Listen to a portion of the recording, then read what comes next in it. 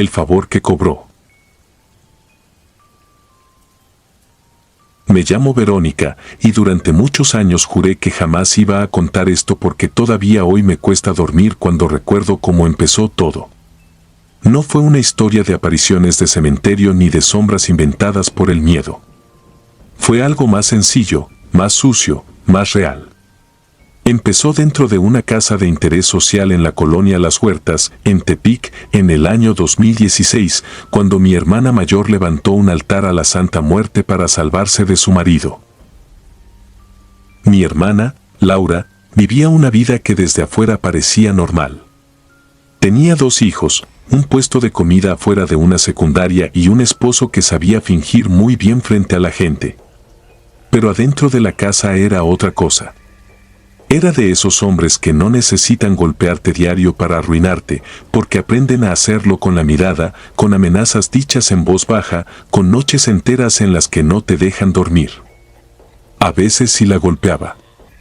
Otras veces le vaciaba la mercancía del puesto, le escondía el dinero o llegaba borracho a romper lo poco que tenían.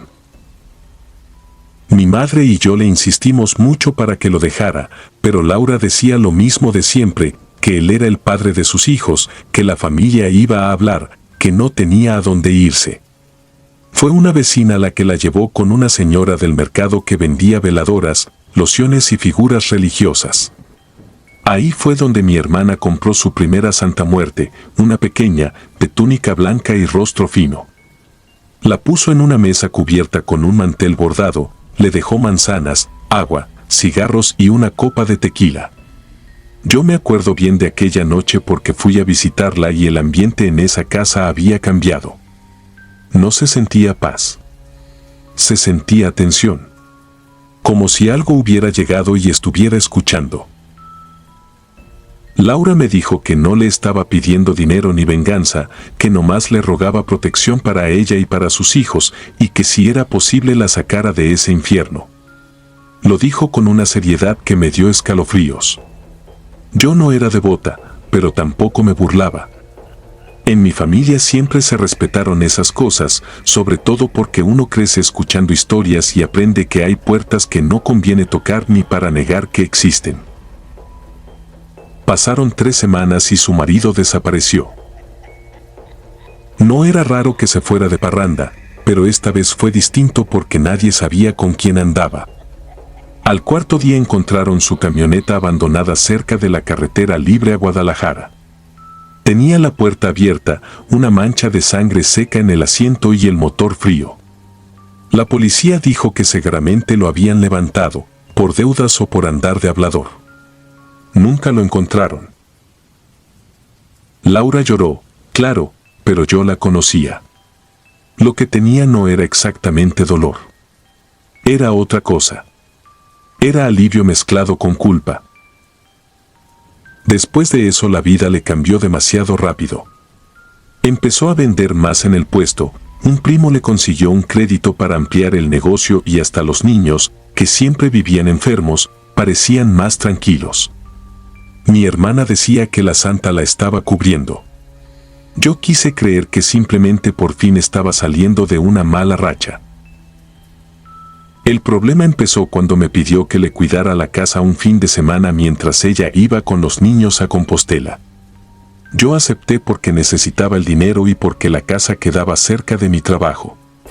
La primera noche no pasó nada, aparte de ese silencio raro que tienen algunas casas cuando uno sabe que no le pertenecen. Pero la segunda noche, cerca de las 2 de la mañana, escuché pasos en el patio. No eran imaginaciones. Eran pasos lentos, arrastrados, como de alguien cansado o herido. Me asomé por la ventana de la cocina pensando que tal vez un borracho se había metido, y lo vi.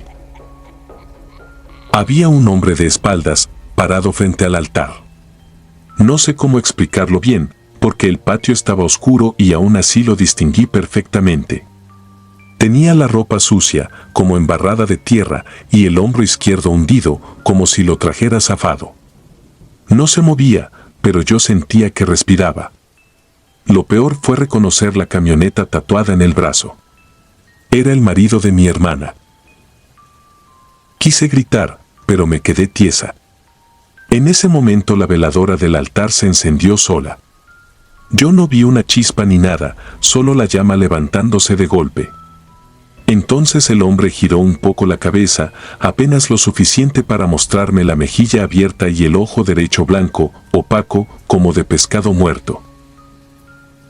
Corrí a encerrarme al cuarto y pasé lo que faltaba de la noche rezando lo poco que me sabía. Al amanecer revisé el patio. No había nadie.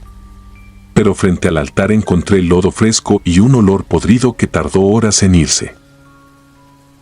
Cuando Laura volvió, le conté todo temblando. Ella me escuchó sin interrumpirme y al final se sentó frente a la santa con una calma que me pareció peor que el miedo. Me dijo algo que hasta hoy no he podido olvidar: a veces la protección no consiste en impedir que alguien muera, sino en decidir quién ya no debe regresar. Quise irme de ahí, pero antes de salir vi algo en la base de la imagen. Era un papel doblado, como escondido bajo el mantel.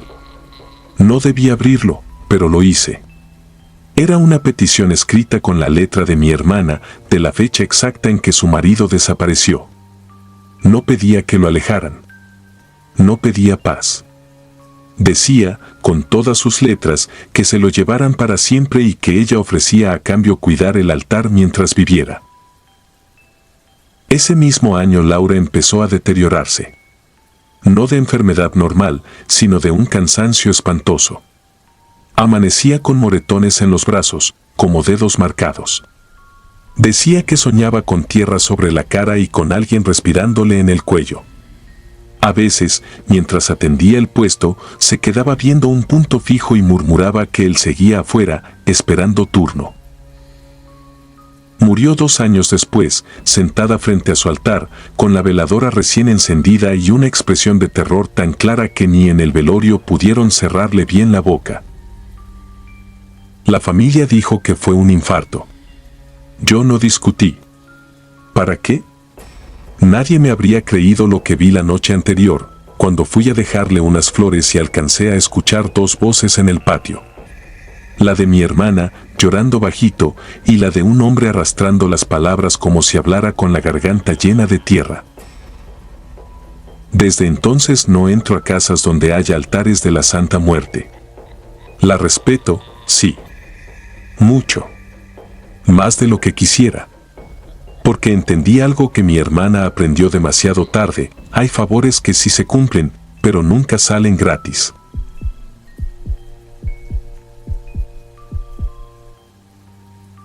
El precio que no era mío.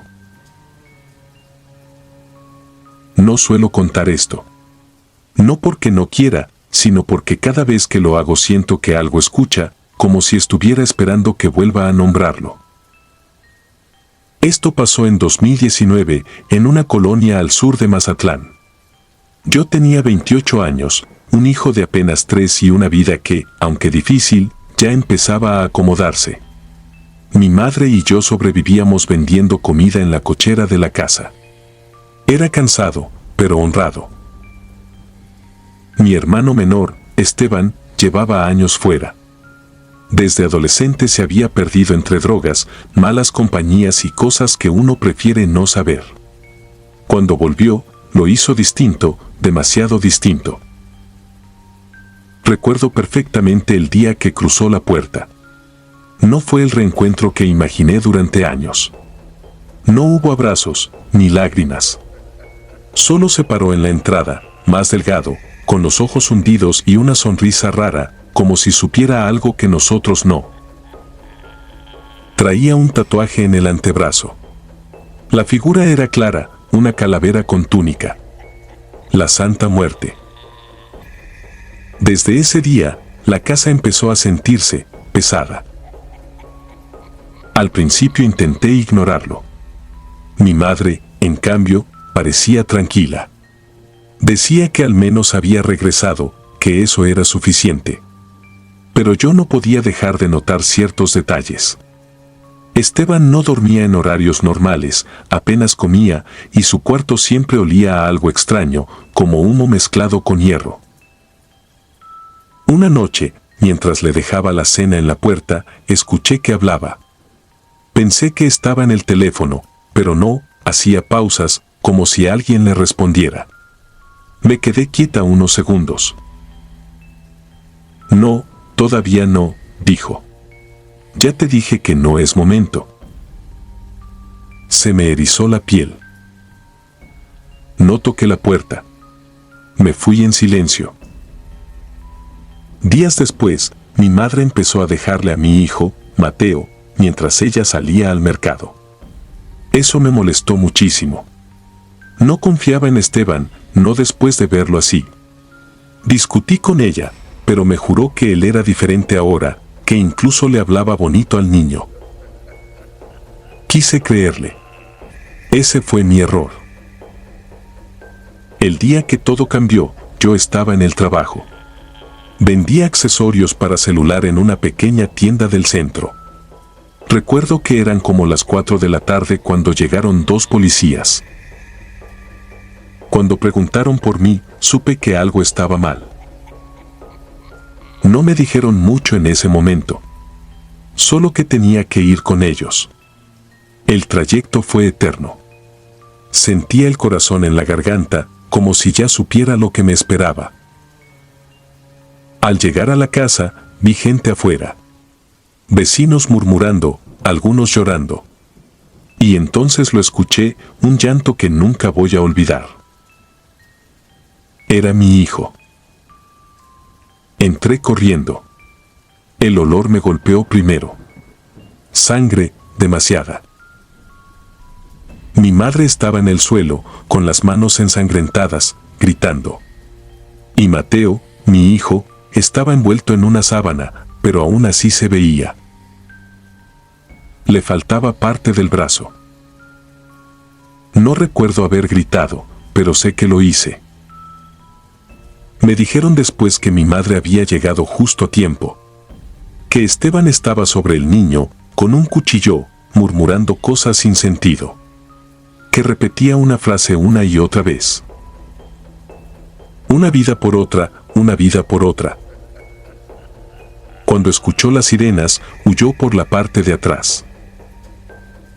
Nunca volvió. La policía revisó su cuarto. Yo no quería entrar, pero igual lo hice. Necesitaba verlo con mis propios ojos para creerlo. Las paredes estaban manchadas. No con pintura. Había velas negras formando un círculo. Restos de animales, huesos pequeños, botellas con líquidos oscuros. Y en la pared principal, una figura de la Santa Muerte dibujada con sangre seca. Pero lo peor no fue eso. Fueron los cuadernos. Páginas y páginas escritas como si fueran conversaciones. De un lado, la letra de Esteban. Del otro, algo más. No sé cómo explicarlo. No era una escritura normal. Era más firme, más antigua. Leí una frase que todavía me despierta por las noches. Tu tiempo ya está marcado. Pero aún puedes cambiar el nombre. Desde ese día, vivo con una pregunta que no me deja en paz. Si mi madre no hubiera llegado, ¿el nombre que se habría cambiado era el de mi hijo o el mío? Mateo sobrevivió. Perdió su brazo, pero sigue aquí. Creciendo, sonriendo, aunque a veces, en la noche, habla dormido. Dice que un hombre le susurra cosas. Dice que le promete devolverle lo que le quitaron. Y lo peor de todo, es que a veces, cuando lo escucho, juro que esa voz no es la de un niño.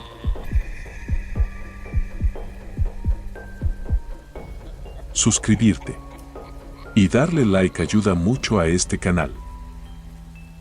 Si ya has escuchado mi contenido antes, te ha gustado y estás disfrutando lo que escuchas en este sector, te agradeceré que presiones el botón de suscribirse. Sin más interrupciones, continuamos. Lo que me pidió la santa. Todo comenzó en el año 2022, cuando aún se respiraba ese miedo que había dejado la pandemia. Yo no era devoto de nada, pero después de haber estado al borde de la muerte por una enfermedad que me dejó semanas aislado, cambié. No fue por fe, fue por desesperación. Recuerdo que empecé a rezarle a la Santa Muerte porque alguien me dijo que cumplía, que no fallaba, pero que siempre cobraba. En ese momento no pensé en eso. Solo quería salir adelante, que mi familia estuviera bien, que no me faltara el trabajo. Le prometí una cosa simple: si me ayudaba a levantarme, yo sería fiel. A los pocos días de comenzar con mis oraciones, mi recuperación fue extrañamente rápida. Los médicos no se explicaban cómo había mejorado tan pronto. Yo sí tenía una explicación, y eso fue lo que me hizo seguir.